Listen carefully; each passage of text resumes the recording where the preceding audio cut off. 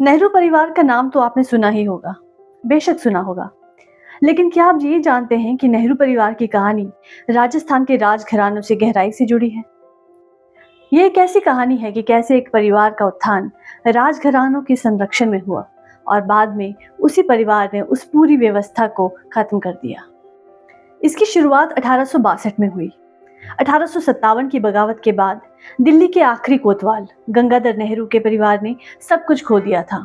परिवार नरसंहार से बचकर दिल्ली से पहुंचा आगरा। आगरा से बतौर अध्यापक बन खेतड़ी आए पंडित नंदलाल नेहरू को खेतड़ी ठिकाने के राजा फतेह सिंह जी ने खेतड़ी का दीवान नियुक्त किया। इस शाही संरक्षण ने उनके परिवार को आर्थिक बर्बादी से बचा लिया और ये रिश्ता और भी गहरा होता गया।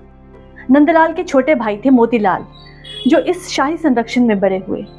उन्हें एक राजस्थानी धाय का दूध पिलाकर पाला गया। यही मोतीलाल नेहरू बाद में देश के पहले प्रधानमंत्री जवाहरलाल नेहरू के पिता बने।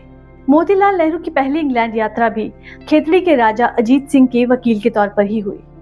ये वही राजा थे जो स्वामी विवेकानंद के संरक्षक भी थे। खेतड़ी के इन्हीं रॉयल्स ने मोतीलाल नेहरू की पहली विदेश यात्रा को प्रायोजित किया था। ये रिश्ता यही नहीं रुका। जवाहरलाल नेहरू की पत्नी कमला नेहरू का भी राजस्थान से पारिवारिक संबंध था।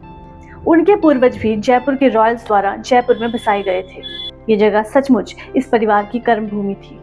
लेकिन कहानी में एक दिलचस्प मोड़ आया। जिस परिवार को कभी राजघरानों से संरक्षण मिला, वही बाद में उनके खिलाफ हो गया। जवाहरलाल नेहरू ने तो खुले तौर पर इन सोने चांदी से लदे और खाली दिमाग वाले महाराजाओं के प्रति अपनी अवमानना व्यक्त की। उनकी बेटी इंदिरा गांधी को भी ये विचार विरासत में मिला।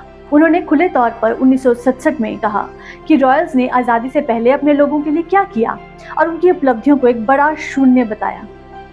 एक कठोर कदम में उन्होंने प्रिवी पर्स को भी खत्म कर दिया और उसी राजघराने से उनके शीर्षक और विशेषाधिकार छीन लिए, जिसने कभी उनके परिवार का समर्थन किया था।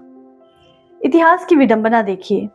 एक परिवार जिसे राजघरानों ने संरक्षण दिया, वही सत्ता में आकर उनकी विरासत को मिटा गया।